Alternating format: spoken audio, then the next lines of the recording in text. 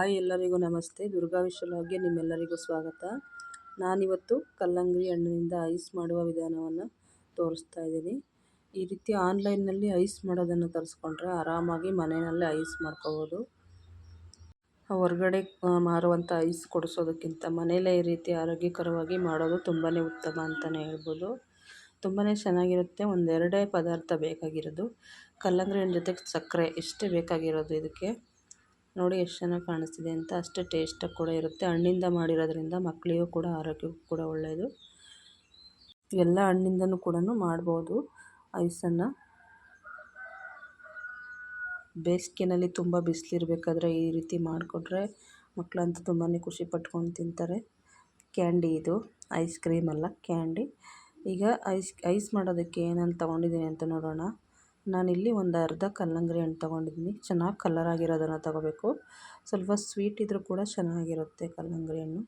ಈಗ ಇದನ್ನೆಲ್ಲ ಕಟ್ ಮಾಡ್ಕೊತಾ ಇದ್ದೀನಿ. ಕಟ್ ಮಾಡಿಕೊಂಡು ಬೀಜನೆಲ್ಲನೂ ಬೇರೆ ತಕ್ಕೋಬೇಕು. ನೋಡಿ, ಎಲ್ಲವನ್ನು ಕಟ್ ಮಾಡ್ಕೊತಾ ಇದ್ದೀನಿ. ಈಗ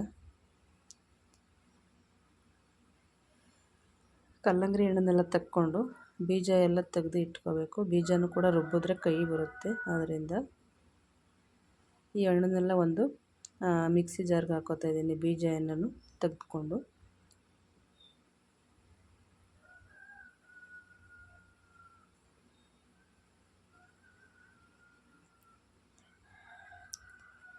ಎಲ್ಲವನ್ನು ಇದೇ ರೀತಿ ತಕ್ಕೋತಾ ಇದ್ದೀನಿ. ಬೀಜ ತೆಗೆದಿಟ್ಕೊಂಡು ಮಿಕ್ಸಿ ಜಾರ್ಗೆ ಹಾಕೋತಾ ಇದ್ದೀನಿ.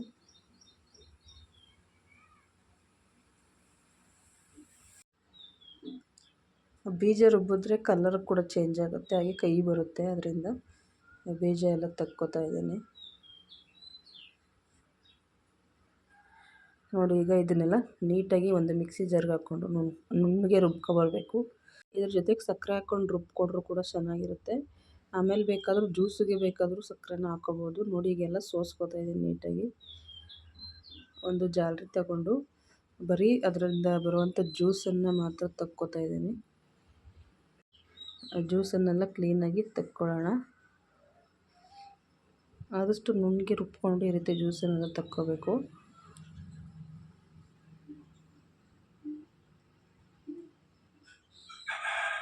ಜ್ಯೂಸ್ನೆಲ್ಲ ತಕ್ಕೊಂಡಾಗಿದೆ. ನೋಡಿ, ಇಷ್ಟು ಜ್ಯೂಸ್ ಆಗಿದೆ. ಇದಕ್ಕೆ ಇವಾಗ ನಾನು ಸಕ್ಕರೆ ಹಾಕೋತಿದ್ದೀನಿ. ನಾನು ಫಸ್ಟೇ ಹೇಳ್ದಂಗೆ ಹಣ್ಣಿಗೆ ಕೂಡ ಸಕ್ಕರೆ ಹಾಕ್ಕೊಂಡು ರುಬ್ಕೋಬೋದು. ಈ ರೀತಿ ಕೂಡ ಮಾಡ್ಕೋಬೋದು, ಬೇಗನೆ ಕರಗುತ್ತೆ.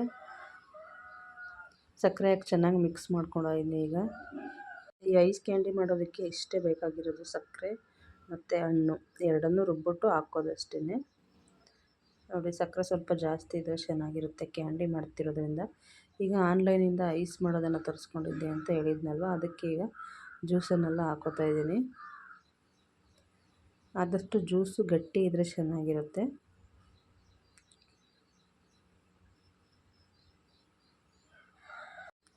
ಒಂದು 8 ಐಸ್ ಆಯ್ತವೆ ಇವು. ಅದಕ್ಕೋಸ್ಕರ ಎಲ್ಲವನ್ನು ಹಾಕೋತಾ ಇದ್ದೀನಿ. ಎಲ್ಲ ಹಣ್ಣಿಂದನೂ ಕೂಡ ಈ ರೀತಿ ಮಾಡ್ಕೋಬೋದು, ಐಸ್ ಮಾಡ್ಕೋಬೋದು.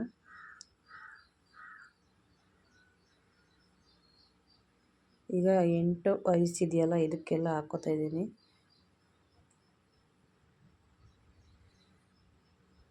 ಜಾಸ್ತಿ ತುಂಬ ಹಾಕ್ಕೊಂಡ್ರೆ ಅದು ಬರೋದಿಲ್ಲ, ಆದ್ದರಿಂದ ಸ್ವಲ್ಪ ಅದು ಮುಳುಗೋವರೆಗಷ್ಟು ಹಾಕೋತಾ ಇದ್ದೀನಿ. ಕ್ಯಾಪ್ ಇರುತ್ತೆ, ಕ್ಯಾಪಲ್ಲೇ ಐಸ್ದು ಕಡ್ಡಿ ಕೂಡ ಇರುತ್ತೆ. ಇದನ್ನು ಹಾಕಿ ಮುಚ್ಚಿ ಇಡಬೇಕು. ನೋಡಿ, ಎಲ್ಲ ಹಾಕ್ಕೊಂಡಾಗಿದೆ. ಈಗ ನಾನು ಇದಕ್ಕೆ ಕ್ಯಾಪ್ ಕೊಟ್ಟಿದ್ದಾರೆ. ಕ್ಯಾಪಲ್ಲೇ ಐಸ್ ಕ್ಯಾಂಡಿ ಕಡ್ಡಿ ಕೂಡ ಕೊಟ್ಟಿದ್ದಾರೆ. ಇದನ್ನು ಹಾಕ್ತಾಯಿದ್ದೀನಿ. ನೋಡಿ, ನೀಟಾಗೆಲ್ಲ ಕ್ಲೋಸ್ ಮಾಡಬೇಕು. ಇದನ್ನು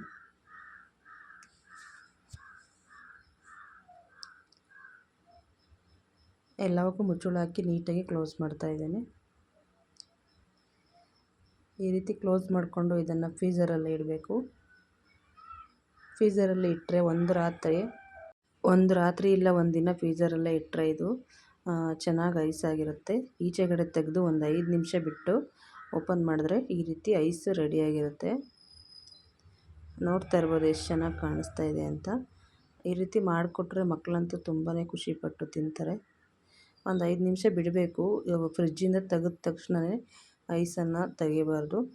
ಇಲ್ಲ ನೀರಲ್ಲಾದರೂ ಹಾಕಿ ಒಂದು 5 ನಿಮಿಷ 10 ನಿಮಿಷ ಬಿಟ್ಟರೆ ಎಲ್ಲ ಕ್ಲೀನಾಗಿ ಓಪನ್ ಆಗುತ್ತೆ. ಇಲ್ಲಾಂದರೆ ಸರಿಯಾಗಿ ಓಪನ್ ಆಗೋದಿಲ್ಲ, ಐಸ್ ಬರೋದಿಲ್ಲ. ಕಡ್ಡಿಗೆ ಕಚ್ಕೊಂಡಿರೋದಿಲ್ಲ. ನೋಡ್ತಾ ಇದ್ದೀರಾ ಎಷ್ಟು ಚೆನ್ನಾಗಿ ಕಾಣಿಸ್ತಾ ಇದೆ ಕಲರ್ಫುಲ್ಲಾಗಿ ಅಂತ. ನೋಡೋರಲ್ವ ಯಾವ ರೀತಿ ಕಲರ್ಫುಲ್ಲಾಗಿ ಕಲ್ಲಂಗಡಿ ಐಸನ್ನು ಮಾಡೋದು ಅಂತ. ಈ ರೀತಿ ಮಾಡಿಕೊಟ್ರೆ ಮಕ್ಕಳು ತುಂಬಾ ಇಷ್ಟಪಟ್ಕೊಂಡು ತಿಂತಾರೆ. ಅದರಲ್ಲೂ ಬೇಸಿಗೆಯಲ್ಲಿ ಮಧ್ಯಾಹ್ನ ಟೈಮ್ ಮಾಡಿಕೊಟ್ರೆ ತುಂಬಾ ಚೆನ್ನಾಗಿರುತ್ತೆ. ಯಾರಿಗೆಲ್ಲ ಈ ವಿಡಿಯೋ ಇಷ್ಟ ಆಯಿತು ಪ್ಲೀಸ್ ಲೈಕ್ ಮಾಡಿ, ಶೇರ್ ಮಾಡಿ, ಕಮೆಂಟ್ ಮಾಡಿ. ವಿಡಿಯೋನ ಪೂರ್ತಿ ನೋಡಿ. ವಿಡಿಯೋ ನೋಡಿದ್ದಕ್ಕಾಗಿ ಧನ್ಯವಾದಗಳು ನಿಮಗೆ.